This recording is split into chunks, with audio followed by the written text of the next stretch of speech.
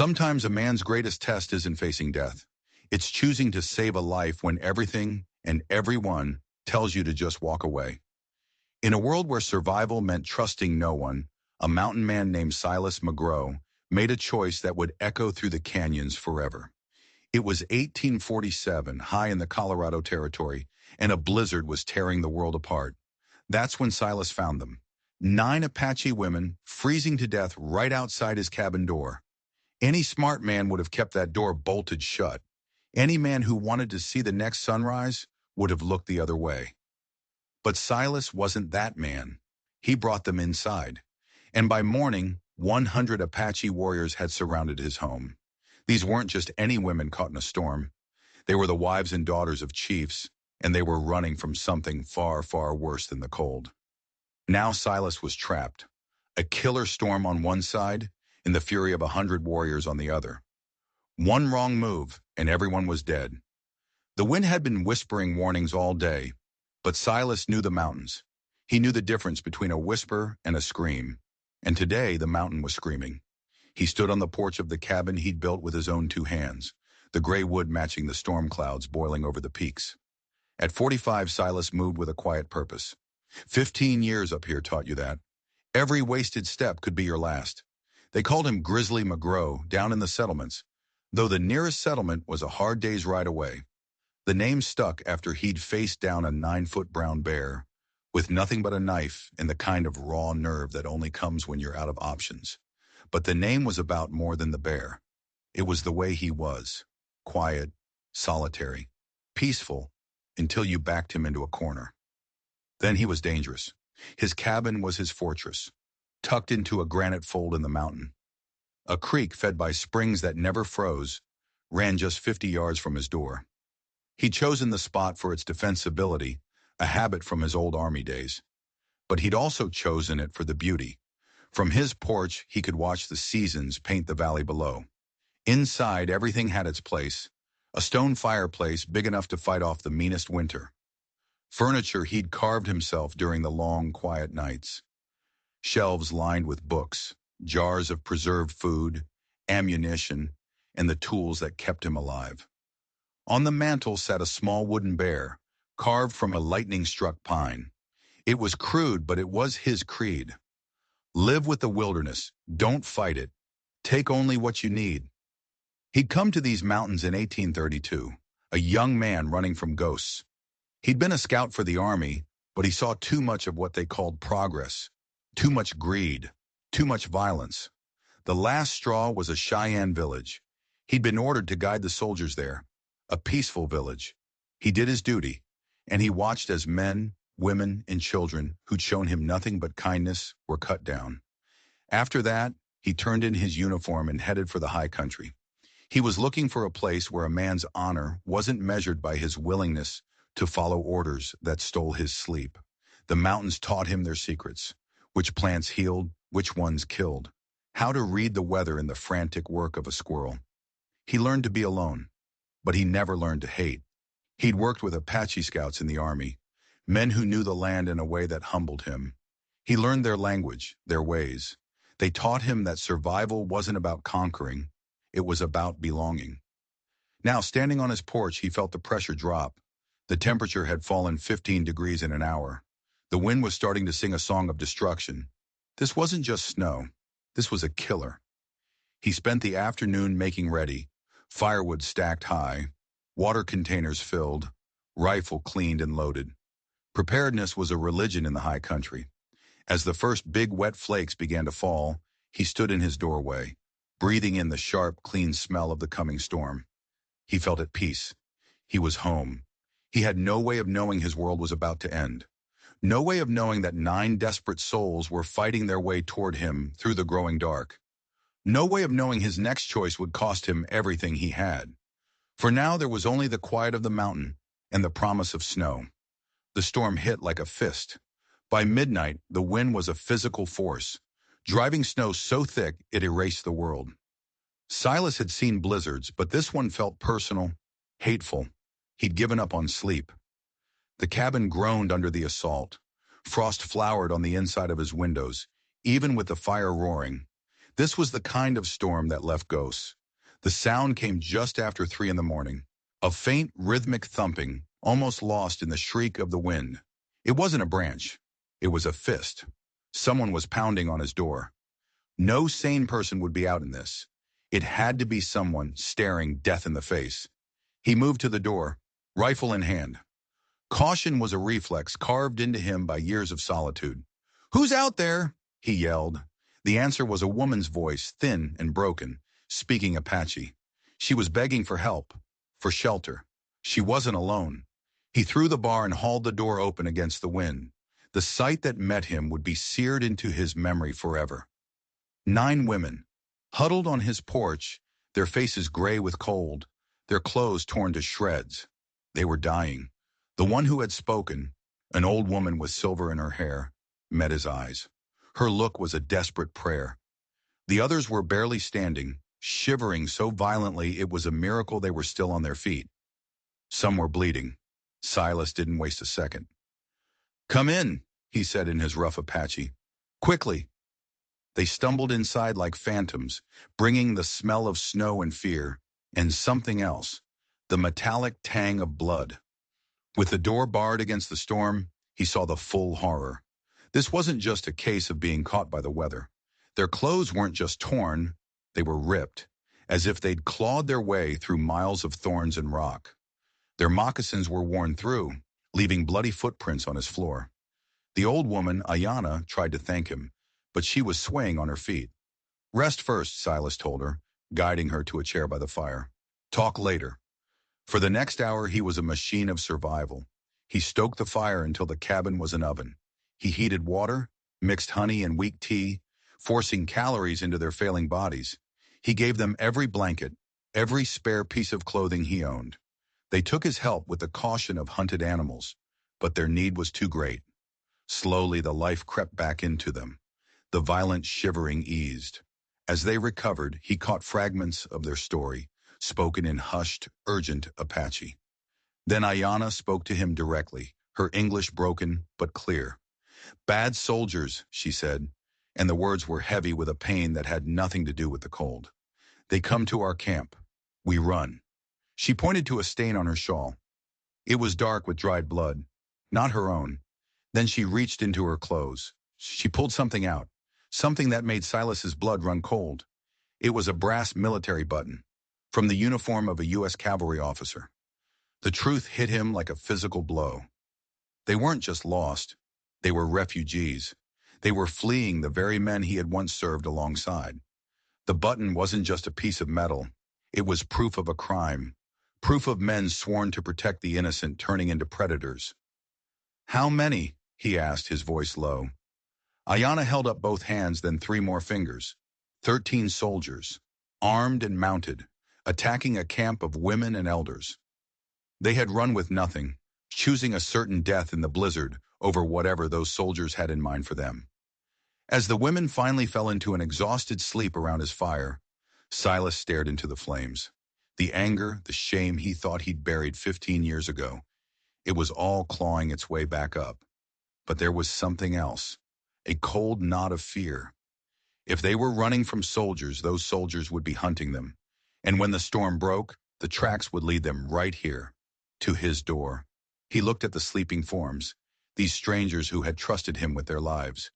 His peaceful isolation was gone, shattered in a single night. He was part of their story now.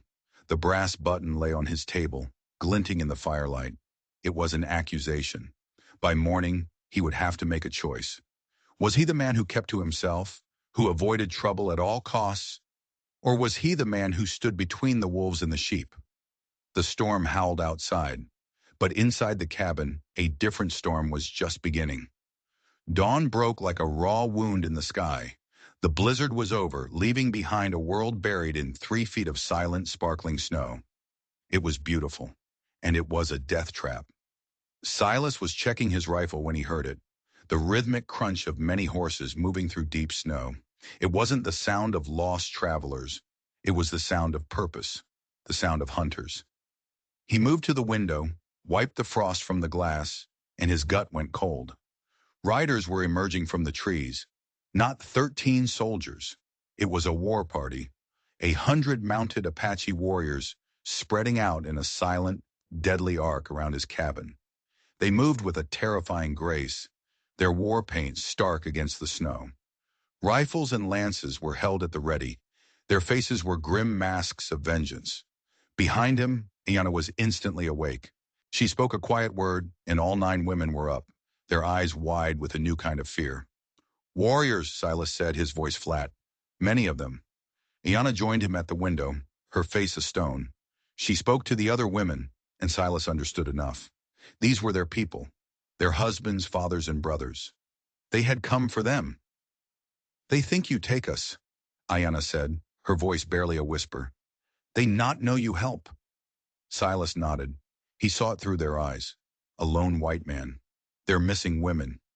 In an isolated cabin, there was only one conclusion they could draw. "I'll go out," he said, his hand tightening on his rifle. "You stay here." Iana grabbed his arm, her grip surprisingly strong. "They kill you," she said. "Take me. I will tell them the truth." "It's too dangerous," he started, but she cut him off. "If shooting starts, we all die anyway," she said, her eyes blazing with the fire that had gotten her through the storm. "Better to try talk." She was right. It was a long shot, but it was the only shot they had. Together they stepped out onto the porch. The cold was a slap in the face. The 100 warriors had stopped 50 yards out, a silent, menacing line. One man rode forward. He sat on a magnificent paint stallion, a chief by his bearing. His face was a mask of controlled fury, his eyes burning with a cold fire that promised death. He spoke in Apache, his voice ringing across the snow. It was not a question, it was an accusation, a demand. Iana answered, her voice calm but urgent. She spoke of the storm, the soldiers. She said the words, "saved us." She gestured to Silas, then held up the brass button. The chief's expression didn't change, but his hand moved away from the war club at his belt. He barked an order. Several warriors dismounted and moved forward, cautiously. They were scouts, sent to read the story in the snow. One examined the tracks leading to the door. Women's footprints, coming from the wilderness. No signs of a struggle. Another looked at the women's shredded moccasins, the bloody scratches on their hands, the evidence of a desperate flight. The war chief listened to their reports, his face unreadable. Finally he looked at Silas, his eyes seeming to strip him down to his soul. He spoke in heavily accented English. "You are the one they call Grizzly McGrow." It was a statement, not a question. Silas just nodded. "My name is Nailish," the chief said. His voice was like stone grinding on stone. "2 of these women are my daughters. If you have harmed them—" "I haven't," Silas cut in, his own voice steady. The air crackled with tension. 100 warriors waited for a single word from their chief to turn the morning into a massacre. "They came to my door," Silas said, "dying from the cold. I gave them shelter, nothing more." For a long, heart-stopping moment, the 2 men locked eyes across the snow, a warrior and a mountain man, an Apache chief and a former Army scout. The brass button in Ayana's hand seemed to pulse with a malevolent light. Everything hung on this moment, on whether a man who had every reason to hate could trust the word of a man who looked just like his enemy. The silence in the clearing was so deep it felt like the world was holding its breath. War Chief Nailish sat on his horse, his eyes locked on Silas. Ayana stepped forward again, holding the brass button high. She spoke, her voice ringing with the authority of an elder. She told the story of the attack, of soldiers coming like wolves, of the women fleeing into the storm. As she spoke, a younger woman stepped beside her. She had Nailish's proud features. It was one of his daughters. She began to speak, her voice shaking not with fear, but with rage. She pushed up the sleeve of the coat Silas had given her. Dark, ugly bruises marred her arm, the clear imprints of a man's powerful grip. She described the soldiers' attack, not just on the camp, but on them. They hadn't just come to kill, they had come to take them. Nailish's jaw went rigid, the muscles cording in his neck. His gaze on Silas changed. The suspicion was gone, replaced by a cold, calculating assessment. "The soldiers who did this," Nailish said, his voice dangerously low. "They wore the blue coats." Silas nodded grimly. The button says cavalry, but not all soldiers are like them, Chief Nalish. There are good men, Silas said. And there are snakes who wear the skin of men, Nalish shot back. His eyes narrowed. Tell me, Grizzly McGraw, do you know these snake soldiers? The question landed like a punch. The honest answer was yes. He might. His years as a scout meant he knew most of the units in the territory, and he knew their reputations. I might, Silas admitted, if you tell me more. Ayana translated, and a picture formed. 13 men, led by an officer with a scarred face, and they carried shackles. They hadn't just stumbled upon the camp. They had come prepared to take prisoners. A cold dread snaked down Silas's spine. He knew that unit. He knew that scar. The unit was led by a man cashiered from the regular army for brutality, a man who now led a special patrol that answered to no one. I think I know who they are, Silas said. And if I'm right, your women are lucky to be alive. The man who leads that unit, he collects trophies. Nalish understood. This explains the storm, he said. Better to die clean than live in shame. The war chief dismounted. He walked toward Silas, a sign of trust that did not go unnoticed by his warriors. He was making himself vulnerable. You served with the army, Nalish stated. Years ago, Silas confirmed. A scout. Why did you leave? The question was a spear, aimed right at the heart of the secret pain Silas had carried for 15 years. He could have lied. He could have given an easy answer. But Nalish's eyes demanded the truth. Because I saw good men ordered to do evil things, Silas said, his voice quiet but raw. Because I led soldiers to a peaceful Cheyenne village and watched them murder people who had never harmed anyone. Because wearing the uniform stopped meaning honor and started meaning shame. The confession hung in the cold air. Nalish studied his face, seeing the ghost of that old pain. That is why you live alone, the chief said, with a flash of understanding. You seek to wash the blood from your hands. I seek to make sure I never have that kind of blood on my hands again, Silas corrected. He looked past Nalish to the warriors, who were now greeting their wives and daughters, the tension of the standoff dissolving into tearful reunions. The snake soldiers will come looking for them, Nalish said, his focus returning to the threat. They will follow the trail to your cabin. Probably, Silas agreed. The question is what we do when they get here. We? Nalish raised an eyebrow. I opened my door to your people, Silas said. That makes their enemies my enemies, whether I like it or not. For the first time, a flicker of a smile touched the war chief's lips. You are either very brave or very foolish, Grizzly McGraw. The smile widened. Perhaps that is why they call you Grizzly. The bear is both. From the porch, Ayana called out. She held up a small silver chain, torn and broken. This belonged to my youngest daughter, Nalish said, his voice thick with a pain deeper than anger. A gift from a mission priest, a symbol of peace. He looked at Silas, his eyes burning. These soldiers, they do not just attack our bodies. They attack our hope. Something shifted in Silas. The part of him that had been sleeping for 15 years, the part that knew how to fight, woke up. Then maybe it's time to give their hope some teeth, he said. Maybe it's time we show these soldiers what happens when they push too far. The war chief looked at him, a long, silent appraisal. Then he nodded, slow and deliberate. Yes, he said, I think perhaps it is. By afternoon, a council of war had formed around Silas's rough-hewn table. It was an impossible sight. A lone mountain man, an Apache war chief, and his 3 senior warriors. Biddle, a veteran whose scars told 100 stories. Hastine, a quiet man who saw everything. And young Bear, whose eyes still burned with a fierce, untamed fire. The women were on the far side of the cabin, but their presence was a constant reminder of what was at stake. Tell us about these soldiers, Nalish said. You know their leader. Silas reached under his bed and pulled out a small wooden box. From it, he took a faded photograph. A woman with kind eyes holding a small boy. This is why I left the army, he said, showing the photo to Nalish. My wife, my son, killed in a raid by men who thought a uniform gave them the right to take whatever they wanted. The soldiers who attacked your camp, they are the same kind of men. Nalish looked at the photo with a deep, quiet respect. You have walked our path of loss, he said. This explains much. Silas put the photo away.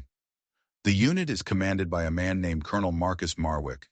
He was kicked out of the regular army 5 years ago for excessive methods. But he has powerful friends. They gave him his own command. A special patrol. He answers to no one. This Marwick, young Bear leaned forward, his hand resting on the tomahawk at his belt. He is the one with the scar. Yes, Silas confirmed. Runs from his ear to his mouth. He's proud of it. Says he got it from a Sioux warrior. The truth is, he was lucky to survive his own stupidity. What kind of man is he? Biddle asked, his voice a low rumble. The kind who uses his power to feed appetites that would get him hanged in a civilized town, Silas said, the words tasting like poison. He recruits broken men running from the law, from debts, from themselves. He gives them a license to be monsters. They're not soldiers, they're bandits in uniform. How many? Hastine asked, his first word since entering the cabin. Last I heard, about 20. But they're well armed with repeating rifles. And they're careful. They don't leave witnesses. Except this time they did, Nalish said grimly. 9 witnesses. Which is why they'll come for them, Silas said. They can't afford to let your women talk. If word of what they're doing gets back to the territorial headquarters, Marwick will hang. Let them come, Young Bear snarled. We have 100 warriors. And they'll use that against you, Silas countered. They won't fight you in the open. They'll use the women as shields. Or they'll wait for you to leave, then pick you off one by one. Marwick is a coward. He never fights fair. Nalish studied the hand-drawn map on the table. You know this land, Grizzly McGrow. You know this man. What would you do? Silas had been turning that very question over in his mind for hours. He'll send scouts first, 2 or 3 men. When they see your war party, he'll have a choice. If he's smart, he'll back off, find easier prey. And if he's not smart, Biddle asked, then he'll try to use his firepower to his advantage. He'll look for a way to turn this into a shooting match, not a battle of warriors. From across the cabin, Ayanna spoke in Apache. Nalish nodded, translating for Silas. My grandmother reminds us of the elders and children back at our main camp. They are undefended. We cannot stay here and fight a long battle. It was the classic trap. Protect these 9 and leave the rest of their people vulnerable. There had to be another way. We force his hand, Silas said, an idea sparking in the dark. We don't wait for him to come to us. We make him come to us on our terms. Speak plainly, Young Bear demanded.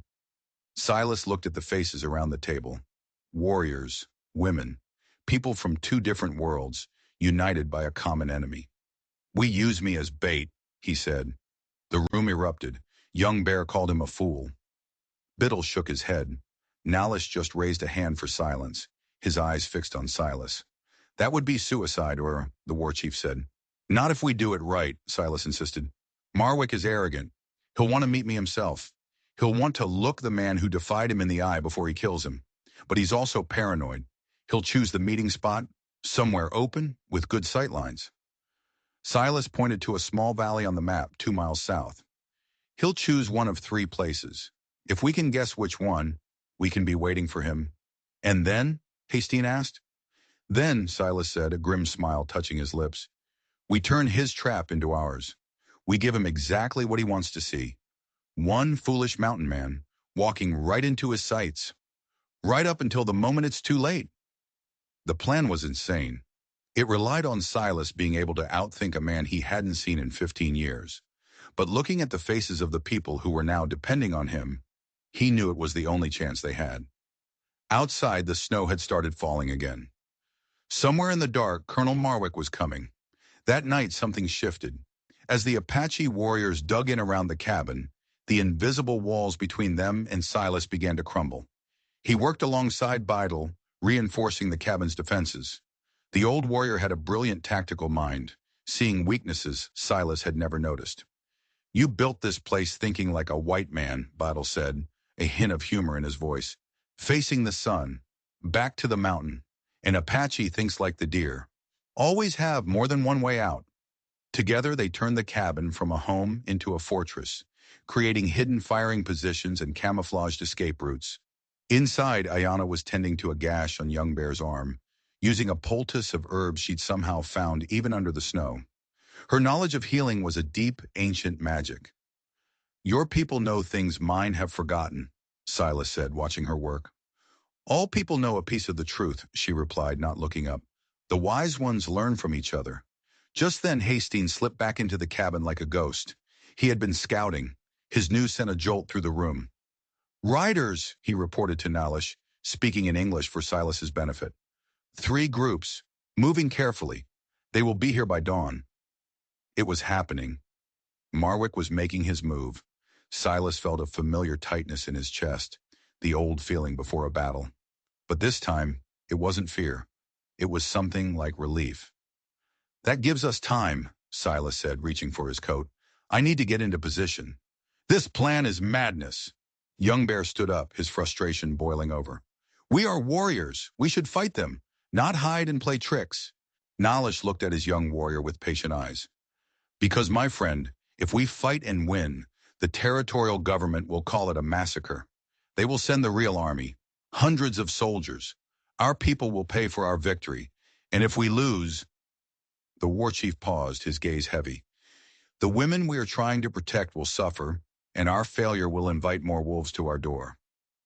He walked to Silas and put a hand on his shoulder. But if Grizzly McGrow's plan succeeds, we remove the snake without bringing the whole nest down upon us. Silas felt the crushing weight of their trust. They were betting their future on him.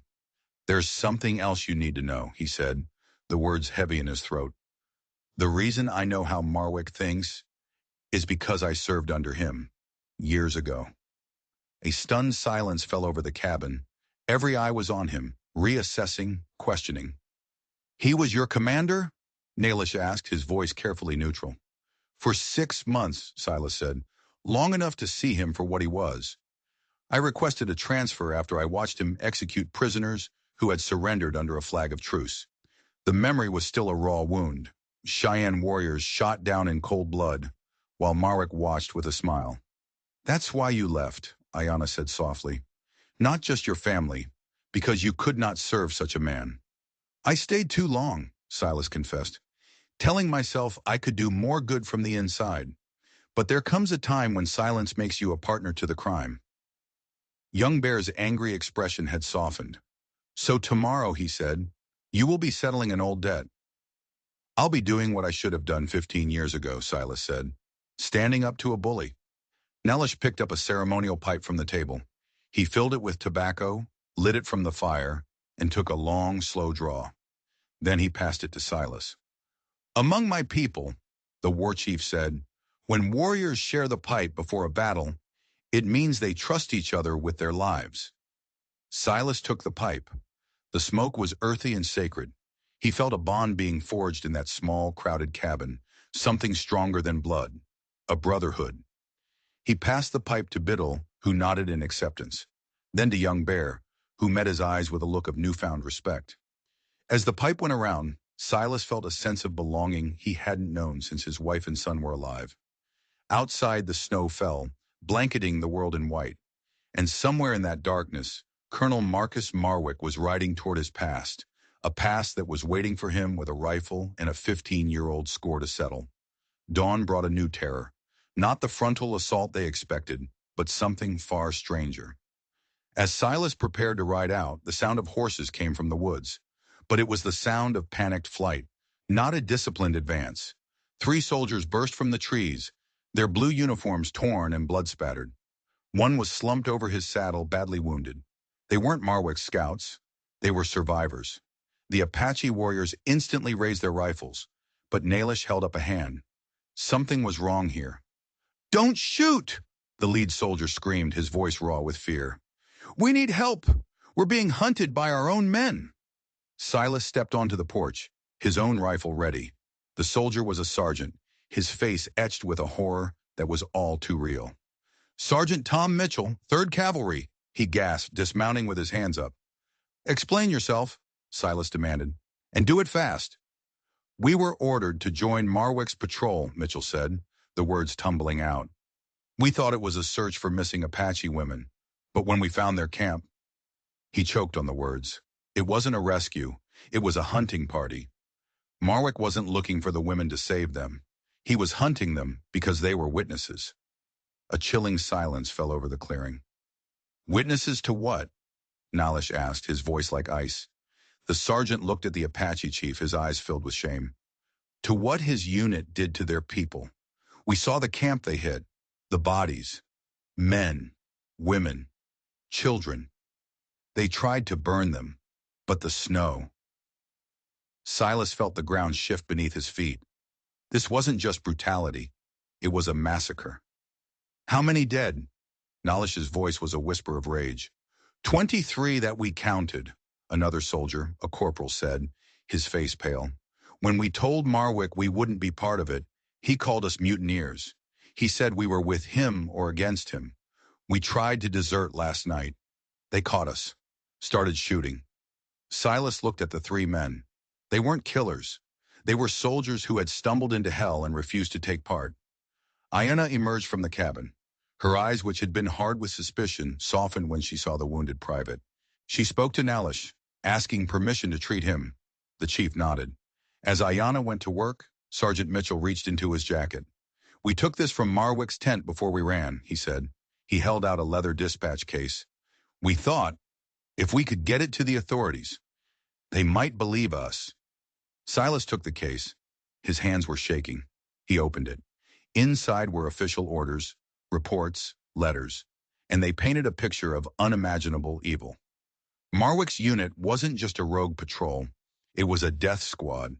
The documents laid out a systematic plan, a conspiracy involving the highest levels of the territorial government to eliminate all Apache from lands rich in gold and silver. The attacks were designed to look like intertribal warfare, giving the governor and his cronies plausible deniability. Marwick's massacres weren't random. They were calculated acts of genocide. Sweet Jesus, Silas breathed. This goes all the way to the top. The governor, the territorial secretary. Nalish read over his shoulder, his face hardening into a mask of cold fury. They plan to kill all of my people, he said, his voice devoid of emotion, so they can have our land. But it was even worse. The documents named other tribes as targets. Ute, Cheyenne, Navajo. It was a blueprint for the extermination of every native person in the territory. The 9 women, Silas said, the horrific truth dawning. They weren't just witnesses to an attack. They were the first witnesses to a planned genocide. That's why Marwick is so desperate to find them, Mitchell confirmed. If they talk, if these documents get out, the whole thing falls apart. In the distance, a new sound began to grow. The sound of many, many horses. The sound of an army. Colonel Marwick was here. But the stakes had just changed. This was no longer about saving 9 women. It was about stopping a Holocaust, and they were standing right at ground zero. The sound of approaching cavalry was a low thunder that shook the ground. Silas watched the tree line, and what he saw made his heart sink. It wasn't 20 men. It was 100. Marwick had brought his entire force, and then some. He's called in favors, Sergeant Mitchell said grimly. Those extra men are mercenaries from the mining camps. Hired guns who kill for pay. No questions asked. They were outnumbered, outgunned, and trapped. Young Bear looked at the approaching army, his warrior's pride giving way to a grim reality. We cannot win this fight, he said, the admission tasting like ash in his mouth. Not like this. They have too many rifles. He was right. In a straight-up fight, they would be slaughtered. Silas stared at his map, his mind racing, searching for an escape that wasn't there. Every path led to the same end, death. And then he saw it, a small notation he'd made years ago, an old abandoned silver mine, half a mile north of the cabin. What if we don't fight them? He said suddenly. Everyone stared at him as if he'd lost his mind. Explain, Nalish commanded. Silas pointed to the map. The mine tunnel runs deep into the mountain. It has at least 2 other exits, miles from here. You want us to hide in a hole? Young Bear scoffed. I want us to disappear, Silas corrected. Marwick is here for 2 things, the women and these documents. If he arrives and finds this place empty, abandoned, If we simply vanish, he's failed. He has nothing. The plan was born of desperation, but it was brilliant. They would stage a complete evacuation. The Apache warriors would lead the women, the wounded soldier, and the dispatch case through the mine. They would emerge on the other side of the mountain, where horses would be waiting to take them deep into tribal lands beyond Marwick's reach. But for the trick to work, someone had to stay behind. Someone had to delay Marwick, to sell the illusion of a desperate flight. Someone had to face 100 men and buy the others time. "I'll stay," Silas said before anyone could argue. "It's my cabin. I'll be the one he wants." The protests were immediate. "It's suicide," Nalish argued. Mitchell warned him that Marwick would torture him for information. "Someone has to buy you time to get clear," Silas said, his voice leaving no room for debate. "Someone has to make sure those documents get out." "Then I stay with you," Young Bear said, stepping forward. The warrior who had doubted him was now willing to die beside him. "And I," said Badil, the old warrior's eyes calm. "My fighting days are almost over. Let them end for a worthy cause." Soon half the warriors had volunteered for the suicide mission, but Nalish silenced them with a look. "4 will stay," the chief declared. "Grizzly McGrow, because this is his ground. Young Bear, because his fire will be needed. Biddle, because his wisdom will guide them. And myself. I will not ask my warriors to face a death I run from." Silas looked at the 3 men who would stand with him. An unlikely brotherhood, forged in crisis. Then Sergeant Mitchell and his 2 men stepped forward. "We took an oath to protect the innocent," Mitchell said. "It doesn't matter what uniform the enemy is wearing. We stay." 7 defenders against 100. As the evacuation began, the goodbyes were swift and heavy. Ayana pressed a pouch of healing herbs into Silas's hand. Nalish's daughters, the women he had saved, came to him one by one, their eyes conveying a gratitude that no words could capture. Nalish was the last to leave. He paused at the edge of the forest and looked back at the small group of defenders. He raised his hand in a silent, final salute. Then he melted into the trees. The clearing fell deathly quiet. All they could hear was the wind and the growing thunder of hoofbeats. "How long do we need to hold them?"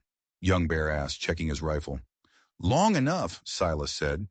He looked at the 6 men standing with him, Apache warriors and U.S. soldiers, men who should have been enemies, now united, ready to make their last stand together. He had run from his past for 15 years. Now it had finally caught up to him, and he was ready to face it.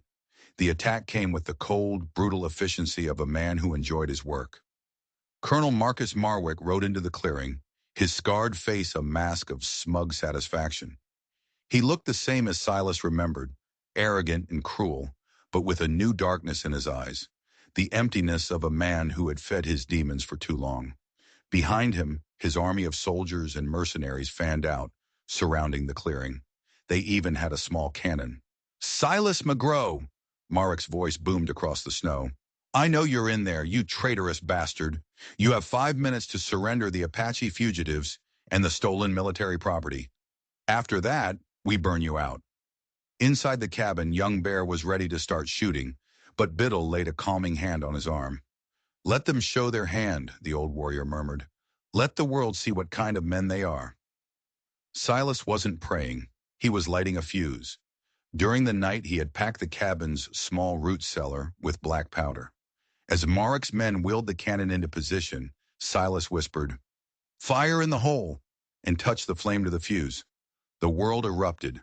The cabin didn't just collapse. It exploded, sending a geyser of fire, smoke, and splintered logs into the sky. It was a spectacle of pure destruction, but the defenders weren't in it.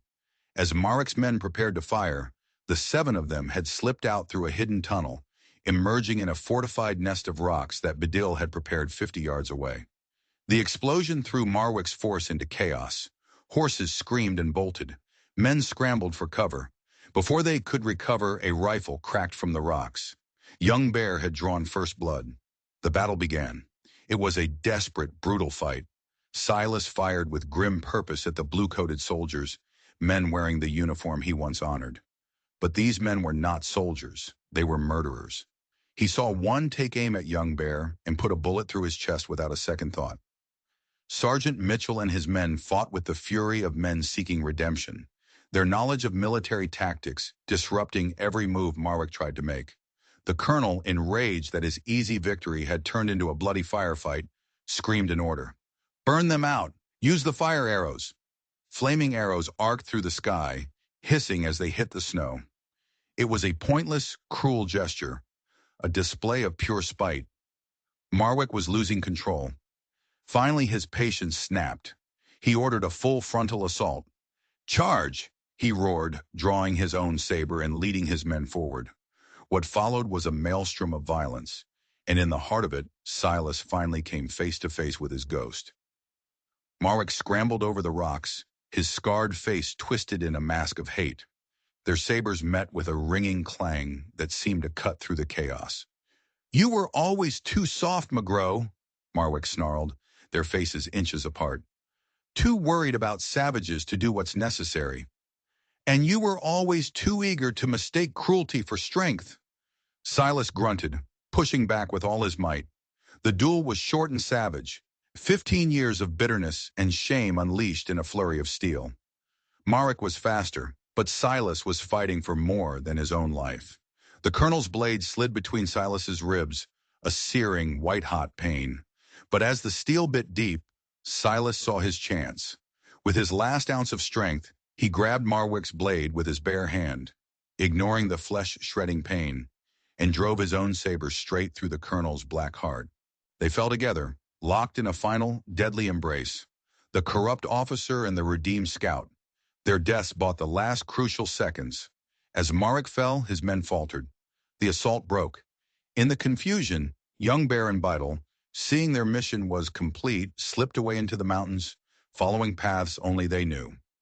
The gunfire slowly faded. The smoke began to clear. Sergeant Mitchell stood among the rocks, looking at the carnage. Nearly half of Marwick's force lay dead or wounded in the snow. The survivors were broken and leaderless. Silas McGraw was dead, but he had won. The women were safe. The documents were on their way to exposing a conspiracy that reached the highest levels of power. The real victory wasn't in the number of enemies killed. It was in the fact that 9 women who should have been victims had become saviors. It was in the alliance forged between enemies. It was in the simple, powerful truth that when evil rises, good men will still find the courage to stand against it. As young Bear and Beidle made their way to safety, they carried the memory of the White Mountain Man who gave his life for their people. And back in the bloody snow, Sergeant Mitchell knew his life was forever changed. He had witnessed true honor, and he would spend the rest of his days trying to live up to it. The battle was over, but the story was just beginning. 6 months later, wildflowers bloomed on the mountain. Where Silas McGraw's cabin had once stood, a new building was rising. It wasn't a home for one man, but a council hall, a meeting place for 2 peoples learning to be neighbors. War Chief Nalish stood on the new porch. The government in the territory had been torn down and rebuilt from the ground up. The documents the women had carried to safety had been a bombshell, exposing the genocide plot. The governor and his cronies were in federal prison. A new administration, one that understood peace was better than war, was in power. Treaties were being rewritten, this time with honesty. It hadn't been easy. But the truth of Marwick's massacres had been too monstrous to ignore. Young Bear stood beside Nalish. He was no longer a hot-headed warrior, but a respected leader, a representative for his people on the new territorial council. The battle had forged him into a man of wisdom. "He would have liked this," young Bear said, gesturing to the hall where Apache and white carpenters worked side by side. The mountain man, seeing enemies become neighbors. Grizzly McGraw understood that survival is not about destroying your enemies, Nalish replied. It is about learning they do not have to be your enemies at all. The 9 women had become heroes. Ayana was now a revered elder, her wisdom sought by both Apache and white settlers. Her story of the man who opened his door in the storm had become a legend, a bridge between 2 cultures. Sergeant Mitchell and his men had been pardoned for their desertion. Mitchell now ran the trading post at the foot of the mountain, a place known for its fair prices and honest dealings. The change was real. Children from the settlements and the Apache camps now played together, their laughter echoing in the valley. They were growing up in a world their parents could never have imagined. As the sun set, casting long shadows across the valley, Nullish reached into his pocket. He pulled out a small, crudely carved wooden bear. It had been found in the ashes of the cabin, scorched but whole. The bear had become a symbol of gentle strength, a symbol of courage, a symbol of peace. Nalish hung the small wooden bear on a peg beside the great new doors of the council hall.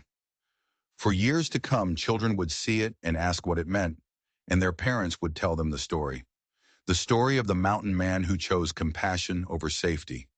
The story of warriors who chose trust over hate. The story of how ordinary people, in the face of extraordinary evil, found the best in themselves. The story of Grizzly McGrow, who proved that the most important battles are not fought for land or for gold, but for the simple right of people to live without fear. If this story of courage and sacrifice touched you, and if you believe that one person can still make a world of difference, do me a favor and hit that subscribe button. We have a lot more stories like this to share, and you won't want to miss them.